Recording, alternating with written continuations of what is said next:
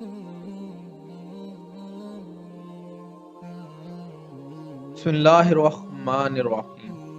دوستو، امام احمد بن حنبل فرماتے ہیں کہ ایک دفعہ مجھے عراق کے کسی گاؤں میں رات ہو گئی، تو میں ایک مسجد میں گیا، اور جو وہاں کا چوکی دار تھا اس نے مجھے وہاں سے نکال دیا اور میں مسجد کے بغیر فرش پر سو گیا۔ چوکی دار کو ادھر بھی مزہ نہیں آیا، اس نے مجھے پاؤں سے پکڑا اور گھسیٹ کر مسجد سے دور کر دیا کہ بھائی جا ادھر جا کے سو، ادھر کدھر سو رہا ہے۔ تو اللہ کا کرنا ایسا ہوا کہ خدا ترس آدمی جو ہے وہ اس نے مجھے اس حالت میں دیکھا اور مجھے اپنے گھر لے گیا۔ وہ شخص جو ہے وہ چلتے پھرتے اٹھتے بیٹھتے ہر وقت استغفار پڑھتا تھا۔ صبح ہوئی تو میں نے اس شخص سے پوچھ لیا کہ آپ کو یہ جو آپ اتنا زیادہ استغفار پڑھتے ہیں، چلتے بیٹھتے اٹھتے، تو اس کا کوئی فائدہ بھی ہوا ہے؟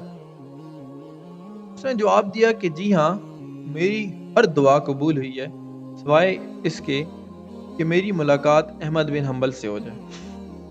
اب امام احمد بن حنبل نے کہا کہ میں نے اس سے کہا کہ میں ہی امام احمد بن حنبل ہوں، اور تم دیکھو کہ مجھے گھسیٹ کر تمہارے پاس لایا گیا ہے۔ سبحان اللہ۔